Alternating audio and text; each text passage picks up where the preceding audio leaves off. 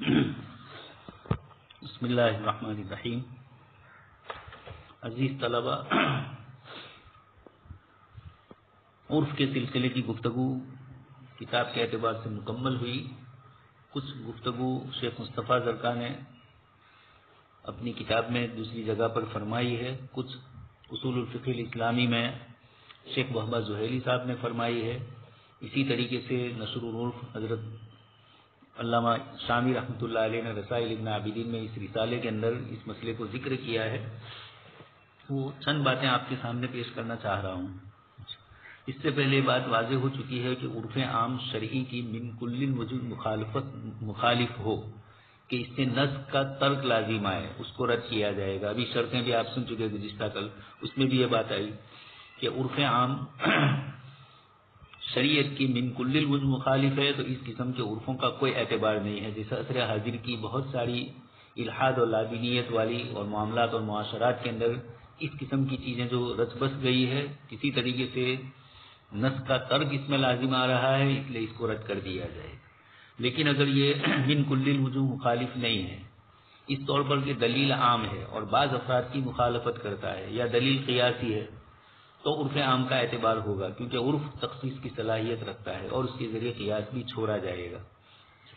عرف کا ایک تو نص عام سے تعارض، یہ گفتگو آپ کے سامنے کی۔ دوسرا ہے عرف کا نص خاص سے تعارض، کوئی خاص آیت ہے، کوئی خاص حدیث شریف ہے اور عرف اس کی مخالفت کرتا ہے۔ ایک تو عموم نص ہے، عموم مفاہیم اس سے ثابت ہوتے ہیں، تو عرف کا اگر نص خاص سے خصوصی نص کے ذریعے جن چیزوں کو شریعت نے منع فرمایا وہ قطعی چیزیں ہیں، عرف کی وجہ سے ان میں نظر ثانی کی کوئی گنجائش نہیں ہوگی۔ جاہلیت کے بہت سارے معاملات کو قرآن کریم نے اس زمانے کے عرف ہونے کے باوجود آیات کے ذریعے رد کیا۔ معاملات میں، معاشرات میں، عبادات کے اندر جو طریقے ان کی طرف عرف میں رائج ہو چکے تھے، جانوروں کے ذبح کرنے کے سلسلے میں، غیر اللہ کے نام پر چھوڑنے کے سلسلے میں، اور اس طرح معاملات کے اندر جو سودی وغیرہ اور دوسرے چیزیں تھیں، شریعت مطہرہ کی خصوصی نصوص نے ان کو رد کر دیا۔ عرف کا وہاں کوئی اعتبار نہیں کیا جائے گا۔ اسی طریقے سے کچھ نصوص کی بھی ایک دوسری قسم ہے، عرف اور عادات کے اوپر مبنی نصوص، کتاب و سنت کی وہ نصوص جو عرف پر مبنی ہے، سیاق و سباق سے جس کا پتہ چلتا ہے، یا معلل بالعرف ہے، پتہ چلتا ہے کہ یہاں علت اصل وجہ یہ ہے، تو اس کو نص عرفی قرار دے کر یہ ممکن ہے کہ اس کا حکم اس عرف کے بدلنے سے متغیر ہو سکتا ہے۔ اموال ربیہ کے کیلی اور وزنی ہونے میں طرفین کا امام ابو یوسف رحمۃ اللہ علیہ سے جو اختلاف ہے، اس سے بھی اس مسئلے کی وضاحت ہوتی ہے۔ دوسرا ہے لیکن جہاں عرف نے نص عام کی اس علت کی نفی نہیں کی جو اس کے معارض ہے، تو اس کا اعتبار نہیں کیا جائے گا۔ جیسے بعض لوگوں کا بعض حرام افعال و اعمال کو عادت بنانا، عورتوں کا مردوں سے اختلاط، بے حجابی وغیرہ امور، تو عرف کی وجہ سے ان کی حرمت کی علت زائل نہیں، اس کو عرف نہیں کہا جائے گا، کیونکہ نصوص میں صراحتاً اس کی نفی ہے۔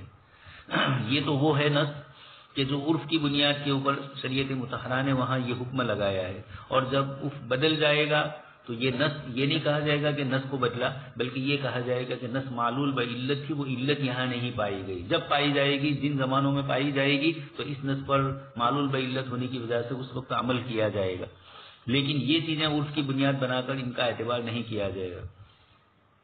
علت کی نفی نہیں کی جو اس کے معارض ہے، تو اس کا اعتبار نہیں ہے۔ اور اسی طرح عرف کا قیاس سے تعارض ہو تو آپ سن چکے ہیں، قیاس کو ترک کرنا استحسان کی قبیل سے ہے، اور عرف کے احکام اجتہادیہ، قیاس، استحسان، مصلحت وغیرہ سے تعارض ہے تو اعتبار عرف کا ہوگا، چاہے عرف جدید ہو، کیونکہ عرف یہاں حاجت کی دلیل ہے۔ علامہ شامی رحمۃ اللہ علیہ نے بھی اپنی کتاب میں اس کو ذکر کیا، اور اسی طرح اہل زمانے کے عرف کے مطابق فتویٰ دیا جائے گا، اس طرح کی عبارتوں میں بھی یہ چیزیں آ چکی ہے۔ تو کون مسئلہ ہے عرف کا شریعت کے قواعد عامہ سے تصادم۔ عرف صحیح کی تعریف آپ سن چکے ہیں کہ اس میں فقہا نے شرط لگائی کہ وہ شریعت کے اصول اور قواعد کے خلاف نہ ہو۔ چنانچہ فقہ الاسلامی میں ذکر کیا فالصحیح منہ ما لم یخالف نصا شرعیا او اصلا من اصولہ او قاعدۃ من قواعدہ، لیکن اس میں تفصیل ہے، کیونکہ عرف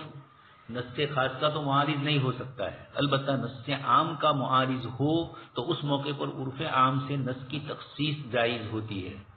ترک نص جائز نہیں ہے، بالکل نص کو رد نہیں کیا جائے گا، اس جو عرف کی بنیاد پر، اور عرف بھی عرف عام ہو چکا ہے، اور چونکہ عرف عام سے تقابل ہو رہا ہے، نص خاص سے اس کا تقابل نہیں ہو رہا ہے، عمومی نص سے عرف عام کا تعارض ہو رہا ہے تو ایسے موقع کے اوپر ترک نص جائز نہیں. عرف خاص سے اکثر فقہا کے نزدیک تخصیص جائز نہیں، لیکن آپ سن چکے ہیں متاخرین فقہا احناف نے عرف خاص سے بھی تخصیص کی ہے. خوارزم، بخارا، سمرقند وغیرہ کے علماء کی اس قسم کی کئی مثالیں ہیں. ابن حمام رحمۃ اللہ علیہ کی بھی اس طرح کی کچھ مثالیں ہیں. لہذا اگر وہ اصول قرآن و حدیث کے عام نصوص سے ثابت ہو تو ان کی تخصیص جائز ہوگی، البتہ ترک نص جائز نہیں ہوگا. اور اگر مجتہدین کے قواعد اور اصول مستنبطہ سے عرف کا تصادم ہو تو اس سے پہلے آپ سن چکے ہیں، تو اگر یہاں جو عبارت ذکر کی وہبہ زہیلی صاحب نے اسلم من اصول ہے و قاعدۃ من قواعد ہی، تو وہاں یہ دو چیزیں ہوئی، ایک تو کتاب و سنت کے قواعد اور ایک فقہاء مجتہدین کے قواعد. تو کتاب و سنت کے قواعد میں پھر دیکھا گیا کہ عرف کا نص خاص سے تو تعارض ہوگا نہیں اور عام ہے تو اس کے اندر تخصیص جائز ہے. لیکن اگر قواعد سے مراد فقہاء کے قواعد ہے تو عرف عام سے قیاس وغیرہ کو ترک کیا جاتا ہے، تو یہ اس کے ذمہ میں اس کو بھی ترک کیا جا سکتا ہے. اس کے بعد کچھ قواعد ذکر کیے تھے، العادت محکمۃ وغیرہ، اور اسی بنیاد کے اوپر حضرت عبداللہ ابن مسعود رضی اللہ عنہ کی روایت بھی آپ سن چکے ہیں. لیکن ضروری ہے کہ وہ عادات دیندار سلیم الطبع لوگوں کی عادت کے خلاف نہ ہو اور نہ ان کی نظر میں وہ منکر ہو. مارا المسلمون کی جو روایت ہے اور المسلمون علی شروطہم، یہ مطلق نہیں ہے. مسلمان سے مراد دیندار مسلمان مراد ہے، شریعت مطہرہ کی پابندی کرنے والے. ورنہ ایک بڑی ٹیم ابھی جمع ہو چکی ہے اس قسم کی کہ جو لوگ شریعت مطہرہ میں المسلمون علی شروطہم اور اس طرح کی دلیلوں سے ہر ناجائز چیز کو بھی جائز کرنے کی کوشش کر رہے ہیں. عرف فاسد ہے اس کا اعتبار کر رہے ہیں اور ان کو اس کا احساس نہیں ہے کہ عرف فاسد ہے. اگر عادات کے خلاف کوئی نص نہیں ہے تو وہ عادتیں بھی شرعی حجتوں میں سے ایک حجت ہوگی، لیکن ضروری ہے کہ اس کے خلاف کوئی نص نہ ہو، اس لیے کہ نص اور نص اقوی من العرف قاعدہ سن چکے ہیں آپ. اسی طرح قاعدہ ہے العرف غیر معتبر فی المنصوص علیہ، جن مسائل میں نصوص ہیں وہاں عرف کا اعتبار نہیں کیا جائے گا. اسی طریقے سے عادت اگر نص عام کی تخصیص کر کے جزوی مخالفت کرتی ہو تو عرف عام کا اعتبار ہوگا اور تخصیص جائز ہوگی، جیسے آپ سن چکے ہیں. اسی طرح ایک اور قاعدہ ہے استعمال الناس حجت یجب العمل بها، لوگوں کا کسی چیز کو استعمال کرنا یہ حجت ہوتی ہے، اس پر عمل کرنا واجب ہے. یہ بھی عادت محکمۃ کی تائید کے سلسلے میں سمجھا جائے گا. اسی طرح ایک اور قاعدہ ذکر کیا ہے الممتنع عادتاً کالممتنع حقیقتاً، جو چیز عادتاً ممتنع ہے حقیقت میں بھی اس کو ممتنع سمجھا جائے گا. حقیقت میں ممتنع چیز کا اعتبار نہیں ہوتا ہے، ایسے ہی عادتاً ممتنع چیز کا بھی اعتبار نہیں. حقیقی اعتبار سے جب کسی چیز کوئی جگہ ممتنع ہے یعنی وہ ہو ہی نہیں سکتی ہے، تو اسی طریقے سے عادتاً جب وہ اس علاقے سے اس جگہ سے کئی مسائل ایسے آتے ہیں جس کے اندر مفتی صاحب عبارت کے اعتبار سے فتویٰ دیتے ہیں اور اس عرف کے اندر اس ماحول کے اندر وہ چیز یا اس ملک کے قوانین کے پیش نظر وہاں وہ چیز اتنی ممتنع ہے کہ ہو ہی نہیں سکتی ہے، تو عادتاً ممتنع کا بھی اعتبار ایسا ہی کریں گے جس طریقے سے حقیقتاً کوئی چیز ممتنع ہو اس کا اعتبار کرتے ہیں. حتیٰ کہ بعض مسائل میں قاضی حضرات اور حاکم لوگ قسم سے سوال کیے بغیر ہی دعویٰ رد کر دیتے ہیں. اس کی وجہ یہی ہے کہ وہ سمجھ رہے ہیں کہ یہ چیز ممکن ہی نہیں ہے. اسی طرح ایک اور قاعدہ سن چکے ہیں الحقیقت تترک بدلالۃ العادت، عادت کی دلالت کی بنیاد پر بھی حقیقت کو چھوڑا جائے گا. اصول مسلم ہے معنی حقیقی اور مجازی میں حقیقت کو ترجیح دی جاتی ہے، اور یہ اس صورت میں عرف اور عادت ہے اور مجاز کو اس جگہ معنی حقیقی ہے ترک کر دیا گیا ہے، ترک کر دیا جائے گا. مجاز اور حقیقت کی کئی مثالیں سن چکے ہیں، لیکن شیخ مصطفیٰ زرکا اس قاعدے کے ضمن میں فرماتے ہیں کہ الحقیقت میں اس جگہ الحقیقت سے حقیقت محجورہ مراد ہے، کیونکہ مجاز کے مقابلے میں امام صاحب کے نزدیک حقیقت مستعملہ ہی کو ترجیح حاصل ہوگی نہ کہ مجاز کو، اور مجاز کا استعمال حقیقت کے استعمال سے زیادہ ہو، تو محجورہ کی قید لگانا اس قاعدے میں ضروری ہے. آگے ایک اور قاعدہ آپ سن چکے ہیں المعروف عرفاً کالمشروط شرطاً، شرط کی بنیاد پر جس طریقے سے کوئی چیز لازم ہو جاتی ہے اس کی بنیاد پر بھی اس طریقے سے ہو جاتی ہے. اسی کے قریب المعروف بین التجار کالمشروط بینہم، یہ بھی فقہا کے یہاں ایک قاعدہ ہے. تاجروں کے یہاں جو چیز معروف ہوگی وہ ان کے یہاں مشروط کے درجے میں، اس لیے اگر وہ ذکر نہیں کیا تب بھی وہ عرف کے اوپر اعتبار اس کا ہوگا. البتہ اس قاعدے کا تعلق صرف تاجروں کے عرف سے ہے، اس لیے یہ عرف خاص ہوا اور ضروری ہے کہ وہ نص خاص کے مقابلے میں نہ ہو. اسی کے قریب فقہا کی ایک اور عبارت ہے التعین بالعرف کالتعین بالنص. جیسے ایک آدمی نے کسی سے مکان یا دکان کرائے پر لیا اور رہنے والا یا اس میں ہونے والا کام بیان نہیں کیا تو اس میں ہر قسم کی چیزوں سے نفع اٹھانا جائز ہوگا، لیکن لوہاری، دھوبی، چکی کا کام، اس طرح کی اجرت کی اجازت صراحتاً لینا ضروری ہوگی۔ آپ نے دکان کرائے پر لی، یقینی بات ہے کہ جس علاقے میں لی ہے یا جن جگہوں میں لی ہے وہاں جو کام کاج ہوتے ہیں یا وہاں جو چیزیں خرید و فروخت ہوتی ہے عمومی طور پر آدمی وہی کام کرتا ہے۔ لیکن جب مطلق دکان دے دی، اب یہ جب تک مجیر نے کوئی وضاحت نہیں کی کہ آپ اس دکان میں فلاں کاروبار ہی کر سکتے ہیں اور فلاں نہیں کر سکتے، اس طرح کی کوئی وضاحت نہیں ہے، تو آپ کوئی بھی دکان کھول سکتے ہیں، کپڑے کی ہو، دودھ کی ہو اور دوسری چیزوں کی، بک وغیرہ کی ہو، بکس کی، اور ہزاروں قسم کے نئے نئے دھندے چل رہے ہیں، تو وہ جو معیاری سمجھے جاتے ہیں، جو عرف کے اعتبار سے جو چیزیں سمجھی جاتی ہیں اس کا اعتبار ہوتا ہے۔ اب آپ نے لوہاری کا یا کوئی بڑا مشین لگا دیا اور تیسری چوتھی منزل پر آپ کا کرائے کی دکان ہے یا دوسری منزل پر ہے اور قریب والے لوگوں کے لیے پریشانی کا باعث، یا خود آپ کی عمارت پریشان ہو جائے، وائبریٹ ہو رہی ہے، اس طرح کی چیزیں، تو لوہاری کا دھندا، دھوبی کا دھندا، چکی کا کام، اس طرح کی چیزوں کے سلسلے میں آپ کو مجیر کی اجازت لینی پڑے گی۔ ایک تو نفس مجیر کی اجازت کا مسئلہ ہے، یہاں تو چونکہ ابھی اتنی گفتگو ہے، اور ایک مسئلہ ہے پوری بلڈنگ میں کسی ایک کی ایک دکان ہے ایک آدمی کی اور باقی دوسرے حضرات کی ہے اور ان کی دکانوں میں پریشانی آ رہی ہے، تو وہ اگر اختلاف کرے وہ ایک الگ چیز، اس کا تعلق تو مجیر سے ہوگا کہ وہ مجیر سے گفتگو کریں گے، مستاجر تو مجیر کے ساتھ معاملہ کرے گا تو پھر مجیر اس معاملے کو اس کے ساتھ یہ کریں گے۔ تو مطلب یہ کہنا ہے کہ عادتاً جو چیزیں بیع و شراء جن کی ہوتی ہے، جن کی خرید و فروخت ہوتی ہے، ایسی چیز مراد لی جائے گی۔ اسی طرح مکان لیا ہے رہنے کے لیے، شاندار اچھی پوزیشن میں ہے، اور اب آپ اس کو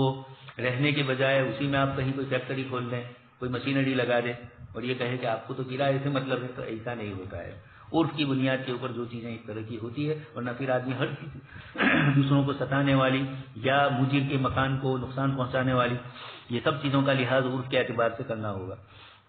اب آپ یہ دلیل نہیں کر سکتے کہ تم نے کچھ نہیں کہا اس لیے میں کچھ بھی کر سکتا ہوں، اگرچہ ایسی بھی گنجائش، مطلب اتنی گنجائش تو ضرور نکلتی ہے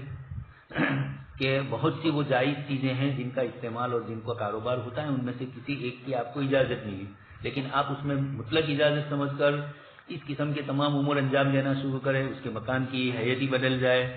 قیمت اس کی گر جائے، اس کی پوزیشن اس طرح کی کر دو کہ بکنے کے لائق نہ رہے، اس طرح کی چیزیں ہو، یقینی بات ہے کہ اس قسم کے معاملات میں عادت اور عرف کا اعتبار کر کے جو چیز عادتاً بیچی خریدی جاتی ہے اس کا ہی اعتبار ہوگا۔ تو نص کی طرف کہا گیا التعین بالعرف کا تعین بالنص، ایسا ہی سمجھا جائے گا گویا کہ آپ نے صراحت کی ہے، یعنی آپ نے وضاحت کی ہے کہ یہ چیزیں، چاہے وضاحت نہیں کی ہے لیکن عرف کو وضاحت والا سمجھا جائے گا۔ مسائل فقہیہ صریح نص سے ثابت ہوں گے یا اجتہاد اور رائے سے؟ بہت سے مسائل اجتہادیہ کو فقہاء نے اپنے زمانے کے عرف کی بنیاد پر وضع کیا ہے، اگر اس زمانے کا عرف دوسرا ہوتا تو مجتہدین دوسرے عرف کے مطابق قول اختیار کرتے، اس وجہ سے اس قسم کے مسائل میں یہ سمجھا جائے گا کہ جن عرف کی بنیاد کے اوپر جن مسائل کی بنیاد رکھی ہے، جب عرف ہی بدل گیا تو اب وہ مسئلہ بھی بدل جائے گا۔ علامہ شامی نے اس طرح کی عبارتیں ذکر کی ہے رسائل میں، وَلِهَذَا تَرَى مَشَائِخَ الْمَذَاهِبِ خَالَفُوا مَا نَصَّ عَلَيْهِ الْمُجْتَهِدُ فِي مَوَاقِعَ كَثِيرَةٍ بَنَاهَا عَلَى مَا كَانَ فِي زَمَنِهِ لِعِلْمِهِمْ بِأَنَّهُ لَوْ كَانَ فِي زَمَنِهِمْ لَقَالَ بِمَا قَالُوا بِهِ أَخْذًا مِنْ قَوَاعِدِ مَذْهَبِهِ۔ ائمہ کے اقوال کو جو جن کا تعلق عرف کی بنیاد پر تھا، اور جب عرف بدل گیا تو بعد والے فقہاء مجتہدین نے پہلے والے فقہاء کی ان عبارتوں کے، ان کے جو احکام تھے ان کو بدلا اور یہ کہا کہ وہ خود بھی اس زمانے میں ہوتے تو وہ بھی مسئلہ بدلتے، اس لیے کہ ان کے اس مسئلے کی بنیاد علت کی اوپر ہے اور علت میں فرق آ گیا، لوگوں کے روایات میں فرق آ گیا۔ حضرت امام ابو حنیفہ رحمۃ اللہ علیہ نے گواہ کی ظاہری عدالت پر اکتفا کیا اور صاحبین رحمۃ اللہ علیہ نے ظاہر پر اکتفا سے انکار کیا،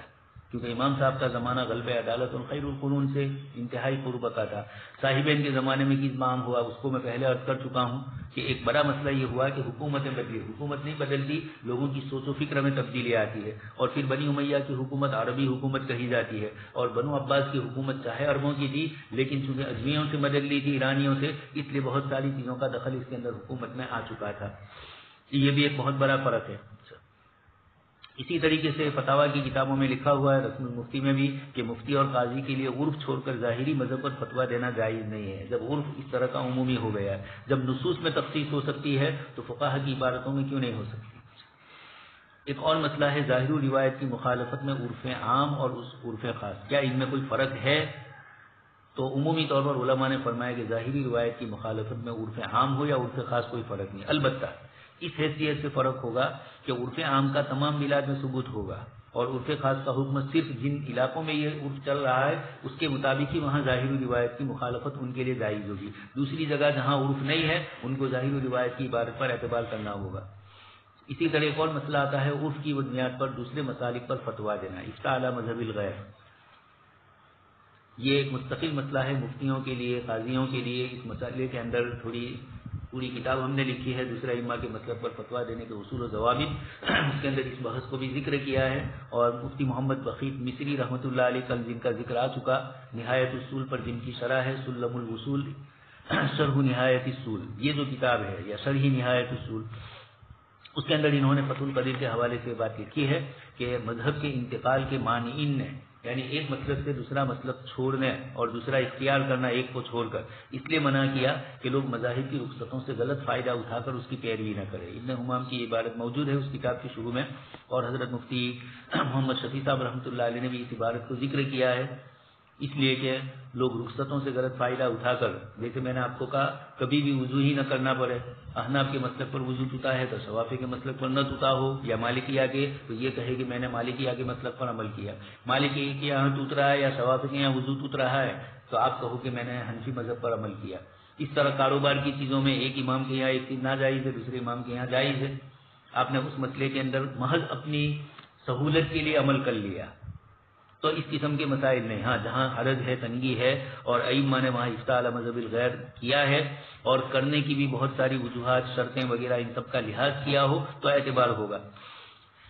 فقہائے کرام سے یہ بھی معلوم ہوتا ہے کہ ضرورت کے پیش نظر مذہب غیر پر عمل کرنا جائز ہے. البتہ اس کے لیے اصطلاحی ضرورت مراد نہیں ہے جو عقل میتہ اور شرب خمر کے لیے درکار ہے، بلکہ ضرورت سے مراد یہاں عموم ہے. اس کے اندر پہلے بھی عرض کر چکا ہوں ضرورت کی ایک خاص تعریف ہے اور ایک عمومی تعریف ہے.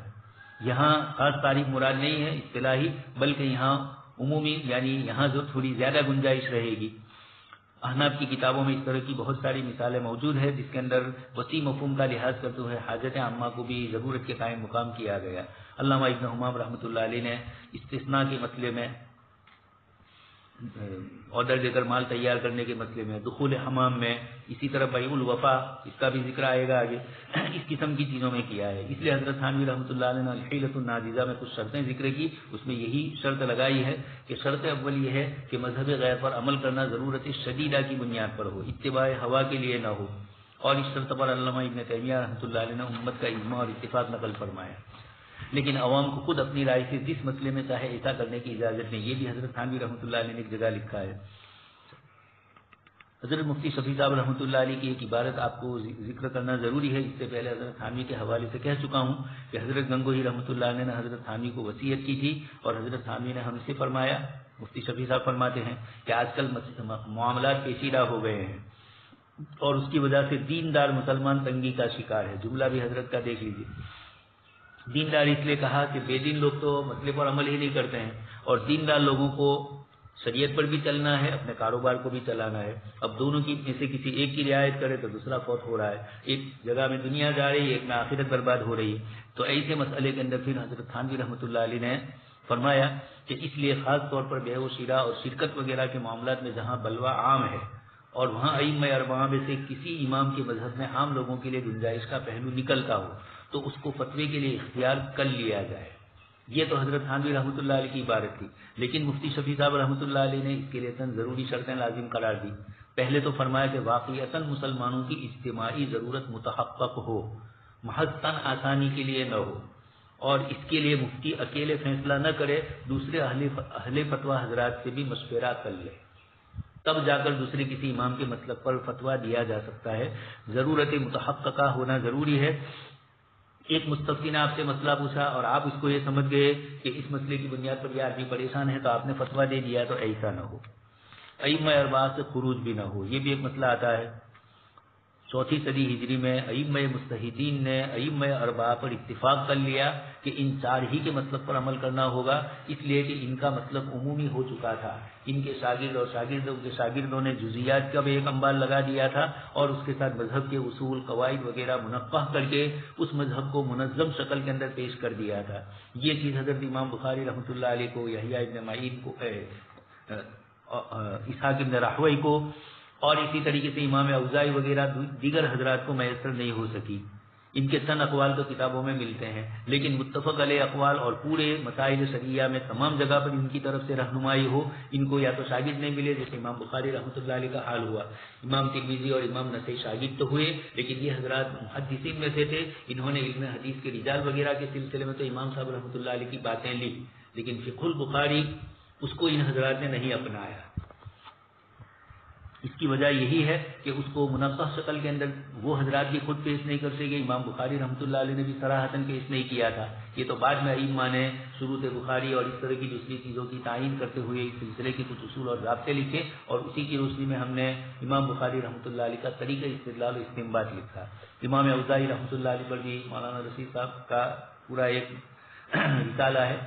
شائع نہیں کیا ہے ابھی ہم نے، لیکن یہ کہ امام اوزاعی رحمۃ اللہ علیہ کے قول پر بھی بہت مشکل پیش آتی ہے۔ 2 جلدوں میں کتب خانے میں کتاب ہے، ان کا مطلب کس طریقے سے ہے، اس کے اصول اور ضابطے کیا ہے، کچھ جزیات میں کبھی کبھار علماء نے امام اوزاعی کے قول کو لیا ہے، لیکن عام متن تو یہی ہے کہ ائمہ اربعہ سے خروج نہ کیا جائے، اور یہی اصل فتویٰ اب آج کے زمانے میں ضروری ہے۔ جس امام کا قول اختیار کیا جائے اس کی پوری تفصیلات اس مذہب کے اہل فتویٰ علماء سے معلوم کی جائے، محض حنفی کتابوں میں یا حدیث شریف کی شروع کے حوالے سے اس امام کے قول کو نہ لیا جائے۔ جیسے حضرت تھانوی رحمۃ اللہ علیہ نے جب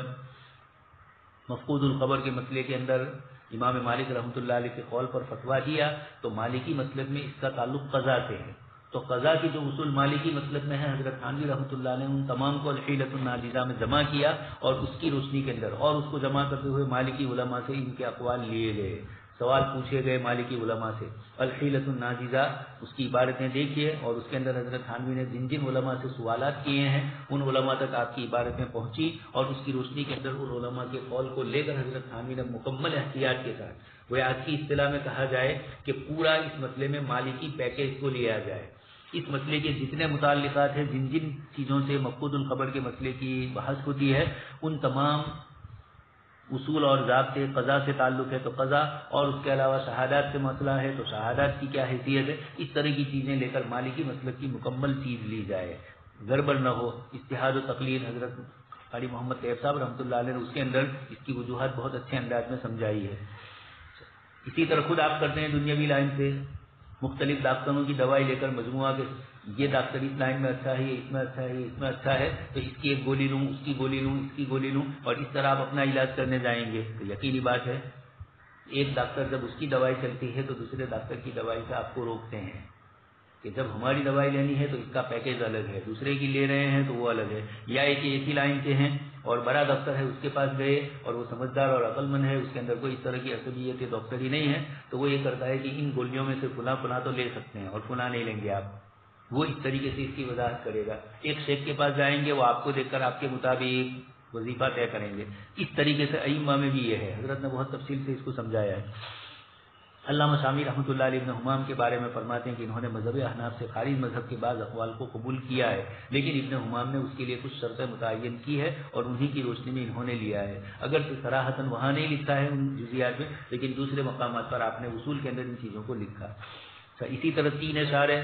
راستے کے اوپر جو مٹی دفع حرج کے لیے اس کو پاک قرار دیا گیا، اور مسئلے مفقود الخبر میں مالکیہ کے قول پر فتویٰ دیا گیا، عدت کی بعض صورتوں میں بھی مالکیہ کے قول کو اختیار کیا گیا، عرف کی وجہ سے منصوص میں بھی تخصیص کر دی جاتی ہے اور تعامل کی وجہ سے قیاس کو بھی نظر انداز کیا جاتا ہے، اس لیے دوسرے ائمہ اپنے مسلک میں اگر نہیں مل رہا ہے تو دوسرے ائمہ کے مسلک میں اس طرح کے مسائل کے سلسلے کے اندر، لیکن یہ اکیلے کو ایک مفتی نہ کرے۔ حضرت تھانوی رحمۃ اللہ علیہ اکیلے کرتے تو کافی اشکالات لوگ کرتے، حضرت نے ضرورت دیکھی تھی کہ عورتیں مرتدہ ہو رہی ہے، تو ایسی ضرورت کے پیش نظر آپ نے ہندوستان کے بھی سارے بڑے بڑے دارالفتہ سے رجوع کیا اور عرب ممالک میں مالکی مسلک کے علماء سے بھی اس کا رجوع کیا، اور پھر اس کے بعد حضرت تھانوی رحمۃ اللہ علیہ نے اس مسئلے کو 4 سال کے اوپر مالکیہ کے قول کے مطابق فتویٰ دینے کے علماء سے فتوے بھی لیے، اور پھر اس کے بعد اس کتاب کو شائع کیا۔ اس لیے حضرت تھانوی فرمایا کرتے تھے کہ دیانات میں تو نہیں، لیکن معاملات میں جس میں ابتلاء عام ہوتا ہے، دوسرے امام کے قول پر اگر جواز کی گنجائش ہوتی ہے تو اس پر فتویٰ دفع حرج کے لیے میں دے دیتا ہوں۔ یہ اس طرح کی کئی چیزیں ہیں، عرف کے سلسلے کی اور بھی بہت ساری باتیں ہیں۔ اب یہ عرف کی بحث کو یہاں ختم کیا جاتا ہے، اور اس کے بعد جو دوسری بحث شروع ہو رہی ہے استصحاب حال۔ یہ استصحاب کا لغوی معنی ہے ساتھی بنانا، صحبت کو برقرار رکھنا۔ اور اصطلاح میں استصحاب کا مطلب یہ ہے کہ سابق حکم کو یا حالت کو باقی رکھا جائے جب تک اس کو بدلنے والی کوئی دلیل نہ ملے. جو چیز پہلے سے ثابت ہے اثبات ماکان علی ماکان، جو چیز پہلے سے ثابت ہو اس کو اسی طرح پہلی سمجھی جائے. مولانا نے یہاں پر استصحاب کی تعریف فرمائی لغتاً المصاحبۃ وجعل الشیء صاحبا و مصاحبا، دوستی کرنا، صحبت اختیار کرنا، ایک چیز کو دوسری چیز کے ساتھ ملانا. اصطلاحی تعریف بقاء حکم ثبت بدلیل فی الماضی، اس حکم کو باقی رکھنا جو ماضی میں کسی دلیل سے ثابت ہے، معتبر سمجھتے ہوئے. باقی کب رکھنا؟ فی الحال، ماضی میں ایک چیز دلیل سے ثابت تھی، حال میں بھی اس کو معتبر سمجھنا جب تک کہ حتی یوجد دلیل غیر الدلیل الاول یغیرہ، جب تک کہ اس کے خلاف کوئی دلیل پائی نہ جائے جو پہلی والی کو بدل دے. بدلنے والی پائی جائے، پہلے حکم تھا کہ یہ چیز ایسی ہے، اب اس کے بعد حال میں آپ یہ حکم لگا رہے ہیں لیکن دلیل آ گئی کہ اب یہ مسئلہ اس طرح کا نہیں رہا ہے، یہ ضرورت اس طرح کی نہیں ہے، یہ چیز اس طرح کی نہیں ہے، ابھی مثالیں آ رہی ہے. تو ابقاء حکم، جو حکم ماضی میں کسی دلیل سے ثابت ہے اس کو حال میں بھی معتبر سمجھ لینا، یہ نفس اس کی اصطلاحی تعریف ہوئی استصحاب کی. آگے جو بات کہی وہ تو تفریح کے طور پر کہی، حتی یوجد دلیل غیر الدلیل الاول یغیرہ، چونکہ استصحاب کوئی مضبوط دلیل نہیں ہے، اس لیے جب اس سے قوت والی دلیل آ جائے گی تو یہ استصحاب کی دلیل رد ہو جائے گی، اس کو ذکر کر رہے ہیں حتی یوجد کے ذریعے. استصحاب آخری شرعی دلیل ہے، جیسے میں نے آپ کے کل آپ حضرات کے سامنے اس کو ذکر کیا کہ جو چیز پہلے سے ثابت ہے اس کو ثابت تسلیم کیا جائے، اور جو چیز پہلے سے غیر موجود ہے اس کو غیر موجود مانا جائے جب تک کہ دوسری دلیل اس کے برعکس نہ ہو. یہ آخری دلیل ہے جس کا استعمال حکم شرعی معلوم کرنے کے لیے ایک مجتہد کرتا ہے. کسی مسئلے کے اندر جب قرآن یا حدیث شریف میں کوئی چیز موجود نہ ہو اور نہ کسی دلیل شرعی کے ذریعے اس کا حکم معلوم ہو رہا ہو، یعنی قیاس بھی نہیں ہے، استحسان بھی نہیں ہے، استصلاح بھی نہیں ہے، عرف بھی نہیں ہے، تغیر ازمان بھی نہیں ہے، اس طرح کی چیزیں نہیں ہے، تو اب استصحاب کو بنیاد بنایا جائے گا. چنانچہ دیکھا جاتا ہے کہ یہ مسئلہ اپنی اصل کے اعتبار سے حلال ہے یا حرام، پھر دوسری کوئی دلیل نہیں پائی گئی تو اس کو یا تو حلال یا حرام قرار دیا جائے گا جو اس کی دلیل ہوگی. کتاب اللہ کی روح سے تمام چیزیں اللہ پاک نے انسانوں کے مفاد کے لیے پیدا کیا، اس لیے فقہا نے قاعدہ ذکر کیا الاصل فی الاشیاء الاباحۃ، کہ چیزوں میں اصل اباحت ہے جب تک کسی دلیل سے اس کا حرام ہونا ثابت نہ ہو جائے. لیکن جنسی تعلقات میں اصل حرمت ہے جب تک کسی دلیل سے اس کی حلت نہ ثابت ہو جائے. ایک آدمی ایک عورت کے ساتھ جا رہا ہے، پوچھا کہ کون ہے، اب وہ محرمات میں سے اس کی محرم میں سے ہے اور وہ اس کو اپنی بیوی بنا لے یا کہے کہ میری بیوی ہے، تو شرعی طور پر یہ جنسی تعلقات یہاں حرام ہے، اس لیے اس کو حرام ہی سمجھا جائے گا، یہاں کوئی دلیل اس قسم کی نہیں ہوگی. اور اس کے علاوہ کسی عورت سے شادی کی، پوچھا کہ کون ہے، کوئی محرم نہیں ہے وہ، اور شرعی حرمت علیکم امہاتکم و بناتکم میں نہیں ہے،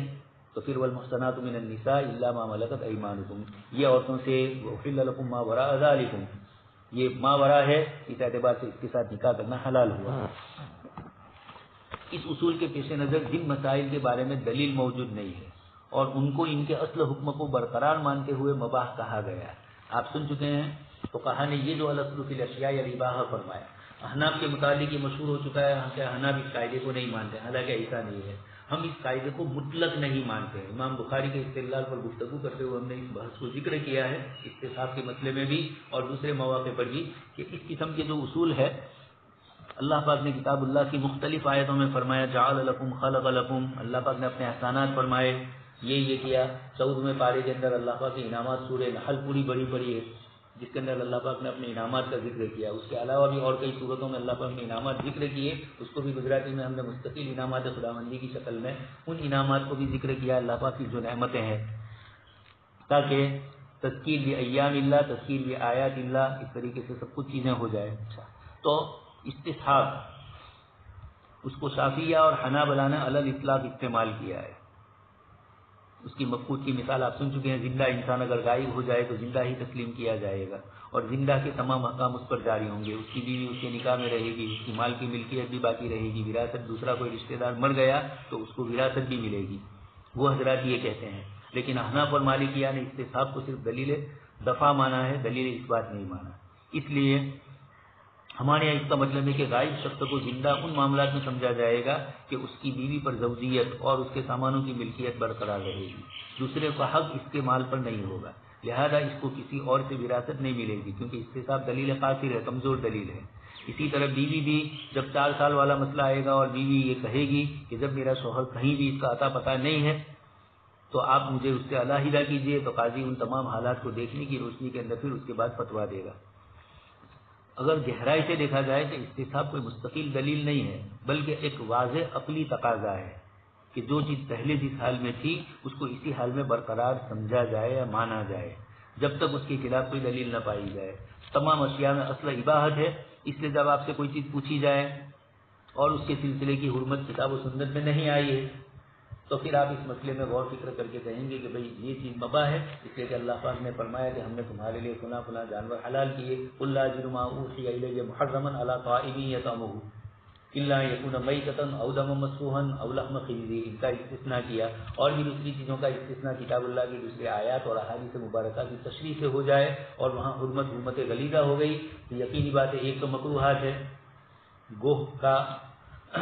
سالن پکایا ہوا آپ صلی اللہ علیہ وسلم کی خدمت میں آیا، آپ نے اباح فرمایا کہ میری قوم میں یہ بھی عرف ہے، ایک مفتی صاحب کو عرف کا بھی لحاظ کرنا ہے کہ آپ کے عرف کے اندر ایک چیز نہیں ہے، جیسے زینگے کا مسئلہ ہے، گجرات کے علاوہ دیگر صوبوں کے علماء کرام نے اس کو مکروہ قرار دیا تو ان حضرات کے یہاں وہ چیز استعمال نہ کی جائے اہل علم کی طرف سے، یعنی استعمال نہ کی جائے کا مطلب یہی کراہت، یا تو ہے ہی کراہت ان کے یہاں تب تو مسئلہ ہے، اور اگر وہ اس مسئلے کے اندر حضرت تھانوی کی طرح اس کے جواز کے قائل ہے، اس کی دلیل حضرت مفتی تقی صاحب دامت برکاتہم نے جیسے ترمذی کے اندر ذکر فرمائی ہے، حضرت تھانوی حیات الحیوان وغیرہ کے حوالے سے، خیر بحث اپنی جگہ پر گفتگو یہ کرنی ہے کہ آپ کے علاقے میں جب یہ چیز نہیں ہے تو آپ کو تھوڑا اس سے دور، لیکن حضرت خالد استعمال فرما رہے ہیں، کھینچ لیا انہوں نے، پہلے ایک روایت آپ سن چکے ہیں اور آپ صلی اللہ علیہ وسلم نے منع نہیں فرمایا، لیکن یہ تو عمل تھا، دوسری روایت ہے قولی جس میں آپ صلی اللہ علیہ وسلم نے منع فرمایا۔ خیر مجھے تو یہاں اتنا کہنا ہے کہ کچھ چیزیں حرمت والی ہوتی ہے، کچھ کراہت والی ہوتی ہے، تو یہ اس طریقے کی دلیل استصحاب حال کی جو کی جاتی ہے کہ اشیاء میں اصل اباحت ہے، یہ اصول اور ضابطے کی روشنی میں ہوگا۔ استصحاب کے اصول کو چند قاعدوں کی شکل میں بھی بیان کیا گیا ہے، جیسے آگے نیچے مولانا ذکر کرتے ہیں، اس سے پہلے اس کی حجیت کو پیش کرتے ہیں۔ استصحاب کی حجیت لا شک انما جبل الانسان علیہ وجرى به عرف الناس في عقودهم ومعاملاتهم، کوئی شک نہیں ہے اس بات پر کہ انسان جس چیز کے اوپر اپنی جبلت پر اللہ پاک کی طرف سے فطرت پر اس کو رکھا گیا ہے اور لوگوں کا عرف بھی اس میں چلتا ہے ان کے عقود اور معاملات میں، انهم اذا تحققوا وتبينوا من وجود امر، جب وہ کسی چیز کے پائے جانے کے سلسلے کے اندر تحقیق کر لیتے ہیں، وضاحت کر لیتے ہیں، تو غلب علی ظنهم بقاؤه، ان کے ذہن میں عمومی طور پر اس کا بقا ہی ہے۔ ایک آدمی تندرست ہے، آپ دیکھ کر آئے، آپ نے دیکھا، اگر سے بیماری عارض ہے سیکنڈوں میں ہو جائے، لیکن جب تک اس سلسلے کی کوئی دلیل نہ ہو،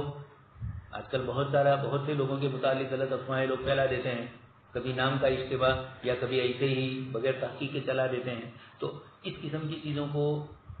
استصحاب نہیں کہا جائے گا۔ آپ نے ماضی میں ایک چیز دیکھی، حال میں اگر یقین ہے کہ اس سے بدل گئی ہے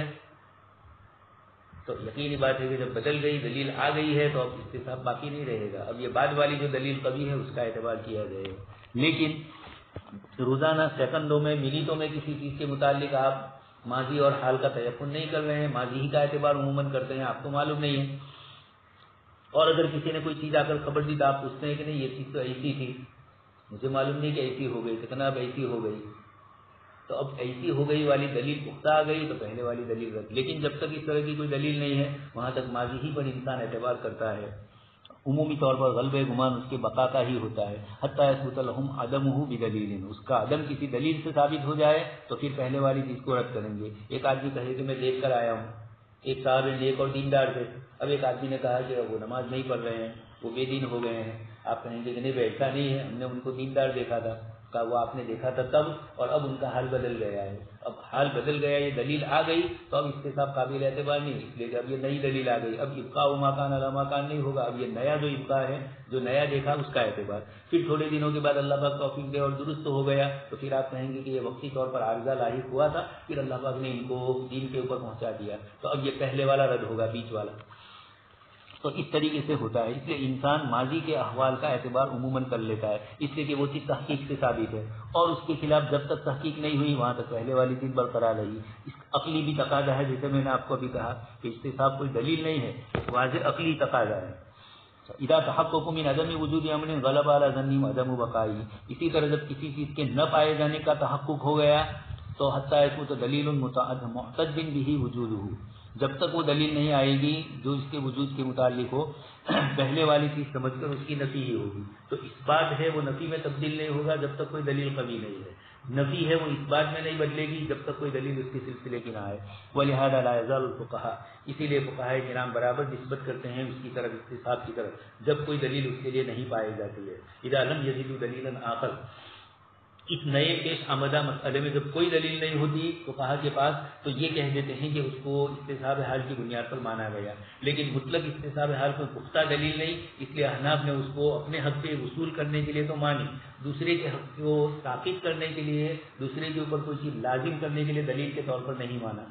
وذکر الاصولیون، اسی لیے کہہ رہے ہیں کہ اصولیین نے یہ بات ذکر کی کہ ان آخر ما یلزم الیہ المجتہد والمفتی فی استدلالہ هو الاستصحاب، آخری دلیل جب کوئی دلیل نہیں ملی تو اس دلیل سے بھی وہ استدلال کرے گا کہ ماضی میں ایسی ایسی تھی، اس حال میں بھی ایسی ہو. وأوضح دلیل علی استنادہم، سب سے زیادہ واضح دلیل ان کی سند پکڑنے میں اور ان کے اعتبار کرنے میں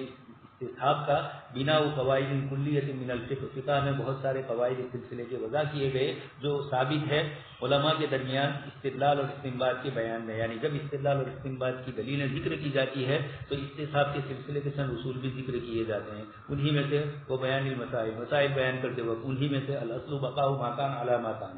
اصل ایک چیز کا باقی رہنا ہے اس حال پر جس پر وہ تھی عمومی احوال کے اعتبار سے. اسی طرح الاصل براءۃ الذمہ، اصل ہے ذمے سے بری ہونا. آپ چل رہے ہیں، ایک صاحب نے آپ کی ٹوپی لے لی اور یہ کہا کہ میری ہے، تو آپ کہیں گے کہ براءۃ الذمہ. آپ کی کیسے ہے دلیل لانی پڑے گی. آپ یہ کہو کہ نہیں میں نے کہا نہیں کہ میری ہے اس لیے وہ میری ہے، یہ تو کوئی دلیل نہیں ہوئی. آپ نے کہا تو آپ کی ہے، یہ نہیں ہوا. اس طرح کسی بھی چیز کے متعلق آپ کہو تو اس کا اعتبار نہیں ہوگا، اس لیے کہ اللہ پاک نے ہر انسان کو فطری طور پر بری ذمہ پیدا کیا ہے. ذمہ داری تب آتی ہے اس پر جب وہ کوئی معاملہ کرتا ہے، جب تک معاملے کا ثبوت نہیں وہاں تک ذمہ داری نہیں. آپ کسی کو کہو کہ میں تمہارے پاس 1 کروڑ روپے مانگ رہا ہوں، تو کیا دلیل ہے، کیا چیز ہے، کس کے، میں نے کہا نہیں اس لیے ہے، تو یہ اعتبار. وہ کہے گا کہ آپ نے میرے پاس سے قرضہ لیا ہے، فلانی چیز آپ نے میرے پاس سے خریدی اور اس کا ثمن ادا نہیں کیا. اس طرح کوئی نہ کوئی ایسی دلیل پیش کرنی پڑے گی. اس اعتبار سے کہا جاتا ہے الاصل براءۃ الذمہ، کہ اصل بری الذمہ ہونا ہے. لیکن اب آپ یہ کہو کہ میرے اوپر نماز فرض نہیں ہوئی بری الذمہ، تو یہ نہیں ہوگا. ایک مومن اور ایک مکلف ہے، تو مکلف نے اپنے اوپر اس ذمہ داری کو لیا ہے تو آپ سے نماز کا سوال ہوگا، کافر سے سوال نہیں ہوگا. ما سلککم فی سقر قالوا لم نک من المصلین ای لم نک من الموقنین، پہلے ایمان کا سوال پھر نماز کا. خیر ایک دوسری بحث ہے. تو بری الذمہ ہونا، حضرت عمر رضی اللہ تعالیٰ عنہ نے یہی جملہ فرمایا تھا جب حضرت عمرو بن عاص رضی اللہ تعالیٰ عنہ کے صاحبزادے کا ایک قبطی کے ساتھ مسئلہ پیش آیا، گھوڑ دور میں اس کا گھوڑا آگے بڑھ گیا تو انہوں نے اس کو چابک مار دیا. یہ حضرت عمر بن خطاب رضی اللہ تعالیٰ عنہ کے دربار میں پہنچا. حضرت عمر رضی اللہ تعالیٰ عنہ نے حضرت عمرو بن عاص اور ان کے صاحبزادے دونوں کو بلایا اور پھر اس آدمی کو کہا کہ انہوں نے جیسے تمہیں مارا تم بھی اس کو مارو. انہوں نے مارا. اس کے بعد کہا کہ ان کے والد چونکہ مصر کے فاتح اور مصر کے گورنر ہے، بیٹے نے باپ کی وجہ سے کیا ہے تو باپ کو بھی مارا جائے. اس نے کہا کہ نہیں، میں ان کے پاس مسئلہ لے کر ہی نہیں گیا ہوں، میں تو سیدھا آپ کے پاس آیا ہوں. اگر نہ ہوتا، یعنی وہ اگر اس پر انصاف نہ کرتے تو پھر آپ ان کا مواخذہ کرتے. خیر، تو اس کے بعد حضرت عمر رضی اللہ تعالیٰ عنہ نے جو جملہ کہا مجھے اصل تو وہ سنانا ہے کہ لوگوں کو اللہ پاک نے آزاد پیدا کیا، تم کب سے آئے کہ لوگوں کو غلام بنایا. اور اسی لیے حسامی کی شرح نامی اس کا جو حاشیہ ہے اس کے اندر لکھا ہوا ہے جعلوا عبید عبیدہم، جب انہوں نے اللہ کو چھوڑ کر اللہ کے بندوں کی غلامی کی تو اللہ نے ان کو بندوں کا غلام بنایا. غلامی کی جو حقیقت ہے کہ ایک آدمی کو غلام بنایا جائے میدان جہاد میں، جب آپ قبضہ کر لیں اس کے اوپر اور اس کو غلام بنا کر لائے اسلامی اصول اور ضابطے کی روشنی میں، تو پھر یہ آپ کا غلام بنتا ہے. یہ غلامی کیوں تھی اس کو ذکر کیا جعلوا عبید عبیدہم. جب انہوں نے اللہ کی بندگی قبول نہیں کی تو اللہ نے بندوں کا بندہ بنا دیا، غلام بنایا. خیر، تو بری الذمہ ہونا اصل ہے. کسی کے ذمے کوئی مالی حق، کوئی دوسری کسی چیز کا حق، جب تک اس نے کوئی معاملہ نہ کیا ہو آپ اس کے ذمے کوئی حق نہیں ہے اور آپ یہ کہہ دو کہ تمہارے اوپر یہ ہے، تو یہ اصل ہر آدمی کے لیے بری و ذمہ ہونا ہے، معاملہ جب تک نہ کیا ہو۔ الاصل فی الاشیاء الاباحہ، یہ بھی اس سے پہلے سن چکے ہیں، کتاب و سنت میں چند ہی چیزیں حرام فرمائی گئی ہے اور باقی پورا ایک بہت بڑا ذخیرہ ہے حلال والا۔ لیکن علماء کرام نے یہ فرمایا ہے کہ دوسری چیزوں کے سلسلے میں تو اصل حلت ہے، گوشت کے سلسلے میں اور یہ محرمات کے سلسلے میں، جنسی تعلقات میں اصل حلت نہیں آئے گی، وہاں اصل حرمت آئے گی۔ اس لیے جب کسی جانور کا گوشت آپ کے سامنے پیش کیا گیا تو آپ پہلے پوچھیں گے کہ بھئی یہ کس جانور کا گوشت ہے، کس طریقے سے ذبیحہ ہوا ہے، یہ چیزیں پوچھنا ضروری ہوگی۔ الیقین لا یزول بالشک، یقین شک کی بنیاد پر ظاہر نہیں ہوتا ہے، یہ مطلب اسباح وغیرہ میں آئے گا، نیچے مثال اس کی دی ہے۔ ومن المسائل المشتہرۃ علی السنۃ الناس من ھذا الباب، اس باب میں لوگوں کی زبان پر بہت سارے مسائل ہیں، فقہاء کرام نے لکھے اور لوگوں کو معلوم ہے وہ، اسی میں سے ایک مسئلہ ذکر کر رہے ہیں۔ من توضأ ثم شک فی وضوئہ، ایک آدمی نے وضو کیا پھر اپنے وضو میں شک ہو گیا، یا احدث او لم یحدث، کہ اس سے حدث ہو گیا ہے یا نہیں ہوا ہے، فهو یصلی بدون تردد، یہ بغیر تردد کے نماز پڑھے گا، من غیر ان یجدد وضوءه، دوبارہ وضو کرنا ضروری نہیں، محض شک کی بنیاد پر۔ تو محض شک کی بنیاد پر وضو باقی بھی نہیں رہے گا، آپ کو محض شک ہوا کہ شاید میرا وضو ہے تو یہ شاید والا نہیں چلے گا، وضو کر لیا جائے گا، اس لیے کہ یہاں یقینی پہلو آپ کا عدم وضو کا ہے اور وضو ہونے کا صرف شک ہے۔ جیسے یہاں پر بہت سے لوگ اس قسم کے ہوتے ہیں، ان کو شکوک ہوتے ہیں، ایک صاحب آئے اور کہا کہ مجھے شک ہے کہ میں نے اپنی بیوی کو طلاق دی، میں نے کہا کچھ بھی نہیں دی، جب تک زبانی طور پر آپ نے طلاق نہیں دی ہے، محض شک ہو، دل میں وسوسے پیدا ہو تو شریعت مطہرہ نے اس کا اعتبار نہیں کیا ہے۔ اس طریقے سے یہاں پر صرف شک پیدا ہو کہ میرا وضو نہیں ہے، صرف شک کی بنیاد پر نہیں، یقین ہو کہ پیشاب کیا ہے، وضو ٹوٹا ہوا ہے، وضو اس میں سے کوئی نہ کوئی پیش آیا ہے۔ اسی طرح ایک اور مثال دے رہے ہیں، وَكَذَلِكَ إِذَا شَكَّ أَحَدٌ بَعْدَ تَزَوُّجِهِ امْرَأَةً فِي تَطْلِيقِهِ إِيَّاهَا، اپنی اس بیوی کو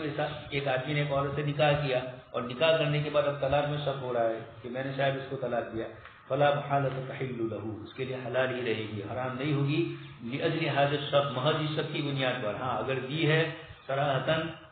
عجیب و غریب قسم کے لوگ سوال کرتے ہیں طلاق وغیرہ کے اور عجیب و غریب باتیں مفتی کے پاس لا کر پیش کرتے ہیں، جو بات جس طرح کی ہوتی ہے۔ ایک صاحب آئے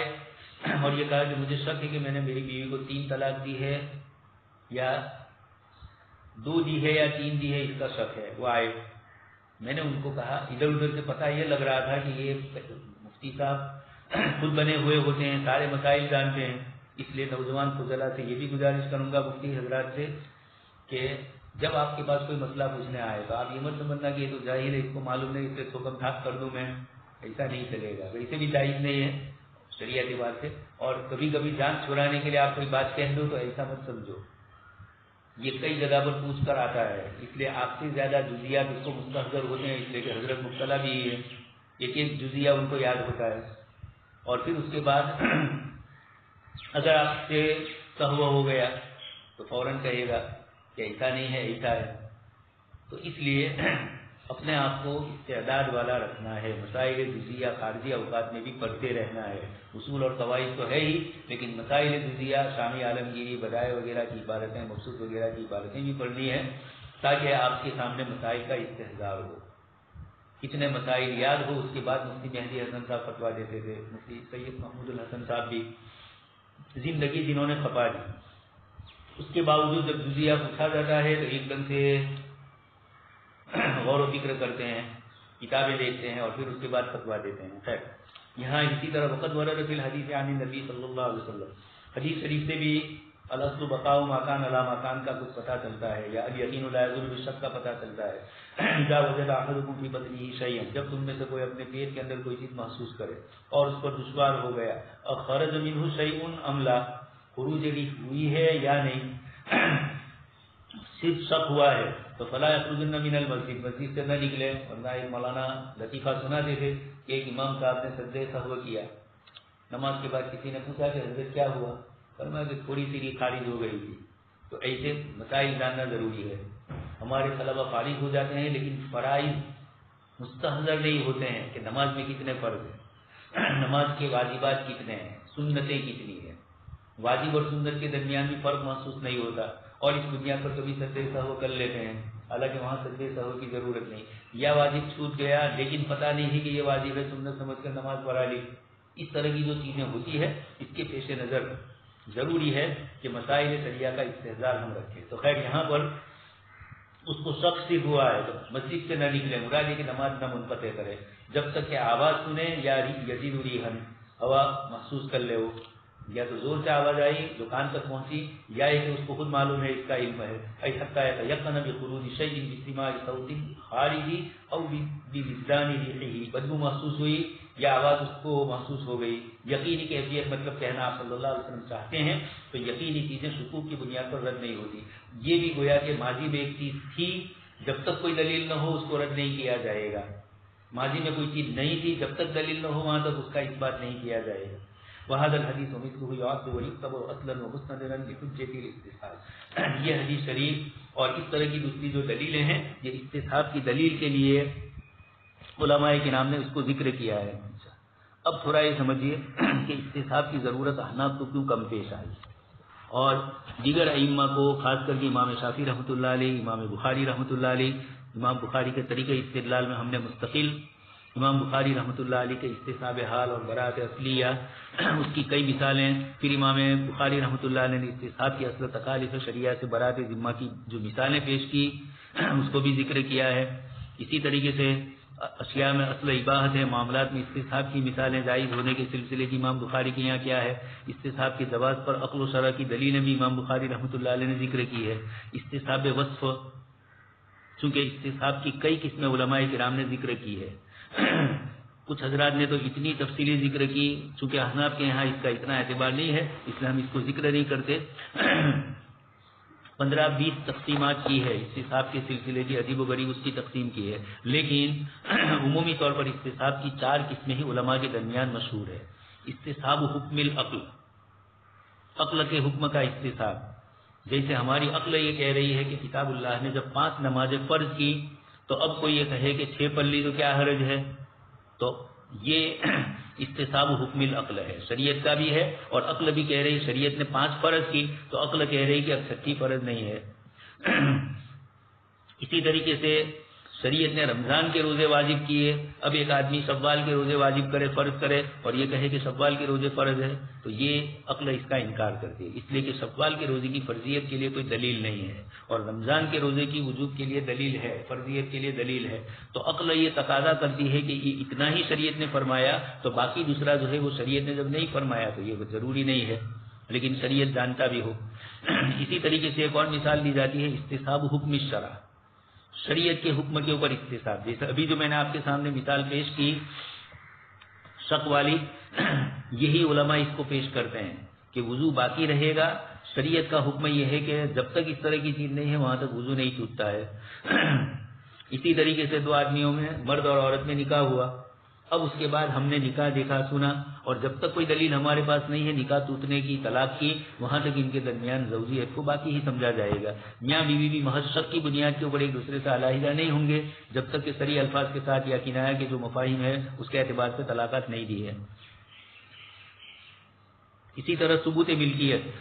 ایک چیز آپ نے خریدی تو آپ کی ہو گئی شرعی اصول اور ضابطوں کی روشنی میں، تو یہ باقی رہے گی ملکیت آپ کی. دوسرا آدمی اس پر ملکیت کا دعویٰ جب تک دلیل پختہ کے ساتھ نہیں کرتا ہے وہاں تک اس کا اعتبار نہیں ہے. ثبوت ملکیت آپ نے ایجاب و قبول کے ساتھ کی ہے تو اسی کا اعتبار ہوگا. ہاں یہ الگ بات ہے کہ آپ نے جس سے خریدی اس کے ساتھ ان کی گڑبڑ ہو. آج کل چیزیں خریدنے میں اس مسئلے کا بھی لحاظ کرنا ضروری ہے. آپ جس شخص سے خرید رہے ہیں وہ تو آپ کے ساتھ صحیح سودا کر رہا ہے، لیکن اس نے جس سے خریدا ہے اس کا ٹائٹل کلیئر نہیں ہے، وہاں گڑبڑ ہے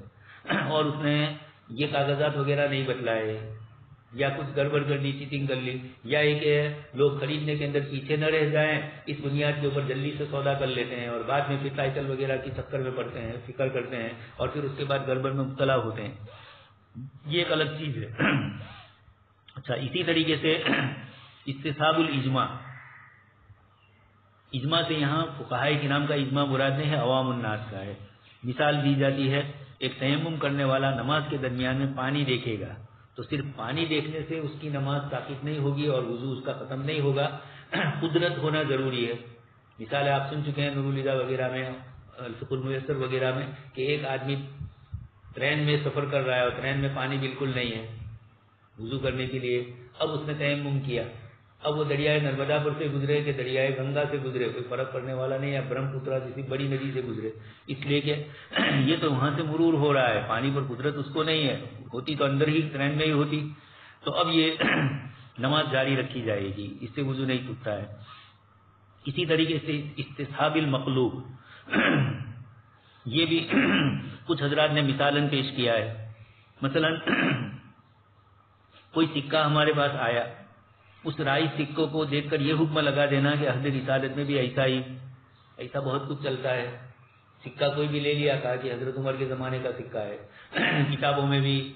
ایک کتاب پر مستقل اس طریقے سے ہوا. ایک صاحب نے ایک نسخہ ایک کتاب کا بھیجا حضرت مولانا محمد قمر الزمان صاحب دامت برکاتہم کی خدمت میں، اور اتفاق سے اس کا کاتب، اس کا نام محمد ابن طاہر تھا یا محمد طاہر تھا، اور انہوں نے آ کر ان کے کتب خانے میں یہ مخطوطہ پڑا ہوا تھا. کبھی اس مخطوطے پر غور و فکر نہیں کیا، وہ طاہر صاحب کا نام مل گیا. تو حضرت مولانا کے پاس آ کر کنتھاریہ خانقاہ میں یہ کہا کہ یہ کتاب ہے اور یہ مخطوطہ ہے حضرت مولانا محمد بن طاہر پٹنی رحمۃ اللہ علیہ محدث کا، اور انہوں نے خود اپنے ہاتھ سے اس کو لکھا ہے. یہ مزید اضافہ. تھوڑی مدت تک تو ہم چلتے رہے، اس کی تحقیق کی مولانا رشید صاحب نے، اور حضرت کی کتابوں میں اس کتاب کا نام نہیں مل رہا تھا، لیکن یہ کتاب اور کسی ایک جگہ پر اجمالاً مل گیا. اب جب اس کے بعد حضرت مولانا شیخ محمد بن طاہر پٹنی رحمۃ اللہ علیہ کی حدیث شریف کی جو اصطلاحات ہے، آپ نے جو اپنی کتاب مجموع بحار الانہور میں جو ذکر کی، یہ اصطلاح اور یہ اصطلاح دونوں الگ تھی، اس لیے شکوک تھے. لیکن پھر بھی نفس تحریر مخطوطہ تھا تو اس کو کتابت کروانے کا شروع کروایا. اس کے بعد پھر پتا چلا کہ یہ مخطوطہ تو کسی اور کتاب کا ہے. تو خیر مجھے بتلانا یہ ہے کہ اس طریقے کی چیزیں بہت کچھ ایسی ہو جاتی ہے. تو استصحاب مقلوب اسی قسم کا، کوئی ایک پیمانہ دیکھ لیا آپ نے اور آپ نے کہا کہ آپ صلی اللہ علیہ وسلم کے زمانے میں بھی ایسا ہی تھا، جب تک اس کی تحقیق نہ ہو جائے. سائے نبوی مد نبی صلی اللہ علیہ وسلم پر گفتگو چلی ہے اور لوگوں نے اس کے نقشے لیے ہیں اور پھر اس کے بعد اس کو تیار کروا کے بزرگوں کی خدمت میں پہنچائے ہیں. تو اب یہ ایک اندازے ہیں کہ اس قسم کا ہوگا، جہاں سے آیا ہمارے پاس مد کی شکل، اس شکل کا اعتبار کیا. اب آگے جا کر وہ کیا بنتا ہے واللہ عالم. تو کبھی کبھار صحیح بھی ہوتا ہے، جو صحیح طریقے سے ثابت ہے وہ چیزیں، اور کچھ چیزیں ایسے ہی چلتی ہے. تو اس قسم کو استصحاب مخلوق کہا جاتا ہے. خیر آگے گفتگو یہ ہے کہ استصحاب کی اس طرح کئی قسمیں نکالی گئی ہے، لیکن ہمارے یہاں استصحاب کی دو قسمیں ہی زیادہ معتبر ہے. چنانچہ ذکر کر رہے ہیں الانقسام ہو ذکر له قسمین، استصحاب العدم الاصلی اور استصحاب الحکم الشرعی. استصحاب عدم اصلی کی مثال دی جا رہی ہے الاحتجاج بالعدم الاصلی، عدم اصلی سے احتجاج کرنا. ابھی جیسے میں نے آپ کو کہا الاصل براءۃ کل ذمۃ عن ای مطالبۃ، ذمے کا بری ہونا کسی آدمی سے کسی بھی مطالبے سے، اس لیے کہ انسان پیدا ہوا ہے ان مثل ذلک کلہ، کسی بھی چیز کے متعلق آپ نے کسی پر دعویٰ کر دیا تو دعویٰ صرف کرنے سے نہیں ہوگا، وہ بھی بری و ذمہ ہے. لیکن اگر آپس میں معاملات ہوئے ہیں تو پھر یقینی بات ہے کہ اب اصل براءۃ ذمہ نہیں ہوا، اس لیے کہ یہاں تو ان کی ذمہ داری تھی جن میں انہوں نے خرید و فروخت کیا ہے. اور اسی لیے ایک اور حکمت مولانا ذکر کر رہے ہیں وَلِذَا إِذَا ادَّعَىٰ أَحَدٌ عَلَىٰ غَيْرِهِ بِحَقٍّ لَمْ يَجِبْ عَلَيْهِ إِثْبَاتُ دَعْوَاهُ بِالْبَيِّنَةِ. جب ایک آدمی دوسرے کسی کے اوپر کوئی دعویٰ کرتا ہے، مدعی کوئی دعویٰ کرتا ہے مدعا علیہ کے خلاف، تو لم یجب علیہ اثبات دعواہ بالبینۃ، مدعا علیہ کے لیے اس کو ثابت کرنا نہیں ہے. یہاں گفتگو ہے اذا ادعا احد، جب مدعی کوئی دعویٰ کرتا ہے کسی کے اوپر کسی حق کا، تو اس کے لیے ضروری ہے اپنے دعوے میں گواہوں کو ثابت کرنا، گواہوں کا لانا ضروری ہے. اس لیے کہ ایجاد شیء لم یکن، ایک ایسی چیز کا تم دعویٰ کر رہے ہو جس کا اب تک وجود نہیں ہے، اس لیے اثباتی دلیل ہمارے یہاں مضبوط ہوتی ہے منفی دلیل کے مقابلے میں، اس پہلو سے کہ اس بات کے اندر ایک چیز کو ثابت کرنا ہوتا ہے اور اس کے لیے گواہیاں چاہیے. اور مدعا علیہ، آپ نے کسی آدمی کو کہا کہ یہ مکان جس میں تم رہتے ہو میرا ہے، یہ کتاب جو تمہارے پاس ہے یہ میری ہے، تو محض اتنا دعویٰ کرنے سے آپ کی نہیں ہو جائے گی، آپ کے لیے اس کے لیے گواہ لانا ضروری تھا کہ یہ آپ کی ہے، اس کے گواہ لاؤ. اسی طریقے سے تمام چیزوں میں. البتہ مدعا علیہ، آپ نے کسی کو کہا کہ یہ کتاب میری ہے تو آپ کو تو گواہ لانے پڑیں گے، اس کو گواہ لانے کی ضرورت نہیں ہے. فیکفی لبراءتہ ان دعوی المدعی، مدعی کے دعوے سے برات کے لیے اتنا کافی ہے الحلف، قسم کھانا. اپنی برات کے لیے وہ قسم کھائے گا. یہ لیکن کب ہے؟ اذا لم یبرہن المدعی علی دعواہ بالبینۃ، جبکہ مدعی کوئی گواہ نہیں لا رہا ہے اپنے دعوے پر، دلیل برہانی نہیں ہے اپنے دعوے کے اوپر، وضاحت نہیں کر رہا ہے مدعی، تو مدعا علیہ کے لیے قسم ہے. لیکن مدعی خود گواہوں سے ثابت کر رہا ہے تو اب قاضی مدعا علیہ کے پاس قسم نہیں لے گا. مدعی کی جو دلیل اتنی پختہ ہے تو اس کا ہی اعتبار کیا جائے گا، چونکہ وہ گواہوں سے ثبوت. تو اس کو دوسرے کے اوپر کوئی چیز لازم کرنا ہو رہی ہے، اس کے لیے گواہی ضرورت. اس کو اپنے اوپر سے دعوے کو رد کرنا ہے تو قسم. لیکن قسم سے پہلے شرط لگائی کہ جب مدعی اس کو کسی دلیل سے ثابت نہ کر سکے تو یہ مسئلہ ہے. یہ تو ہے استصحاب عدم اصلی، ایک چیز پہلے سے ہی نہیں ہے. جن چیزوں کے اندر آپ کے ذمے پہلے سے کوئی چیز نہیں ہے اس کو کہا جاتا ہے استصحاب العدم الاصلی، اس کے لیے پختہ دلیل چاہیے. دوسرا ہے استصحاب الحکم الشرعی، شرعی حکم کا استصحاب، جیسے ابھی آپ مثالیں سن چکے ہیں. الاحتجاج بالحکم الشرعی السابق، شریعت کے کسی پہلے والے حکم کے اوپر دلیل کرنا. اثباتا کان او نفیا، مثال دے رہے ہیں بقاء الوضو بعد التيقن به، آپ وضو کر چکے ہیں، اب آپ کو وضو ٹوٹنے میں صرف شک ہو رہا ہے تو اب یہ بقاء الوضو بعد التيقن به اس کا تیقن ہے، اس لیے شریعت مطہرہ کے اعتبار سے حکم شرعی یہاں باقی رہے گا. وقضا عکسہ، اسی طرح برعکس حکم الوضوء اذا تيقن الحدث، ایک آدمی کو حدث کے متعلق یقین ہے کہ میں پیشاب پاخانہ کر کے آیا ہوں یا خروج ری یا اور جتنی چیزیں ہیں ناقض وضو ان میں سے کوئی پیش آئی اور اس کے بعد میں نے وضو نہیں کیا ہے، تو اب یقینی بات ہے کہ بقاء عدم الوضو ہے، یہاں بقاء الوضو نہیں ہے، بقاء عدم الوضو، اس لیے وضو کرنا پڑے گا. یہ چونکہ مثال حکم شرعی کی دی جا رہی ہے اس لیے اس کو استصحاب الحکم الشرعی کہا جا رہا ہے. اور پہلے میں عدم اصلی ہے اس لیے کہ سیرے سے کوئی چیز واجب تھی ہی نہیں اور اب کوئی دعویٰ کر رہا ہے. یہاں سیرے کا مسئلہ نہیں ہے، یہاں شرعی حکم کا مسئلہ ہے. جو چیز ثابت کی جا رہی ہے وہ شرعی اعتبار سے ثابت کی جاتی ہے. آگے اس کے بعد استصحاب کا حکم ذکر کرتے ہیں. آئندہ کل انشاءاللہ اس کو ذکر کیا جائے گا. سبحان اللہ بحمدہ، سبحانک اللہم و بحمدک، نشہد ان لا الہ الا انت، نستغفرک و نتوب الیک.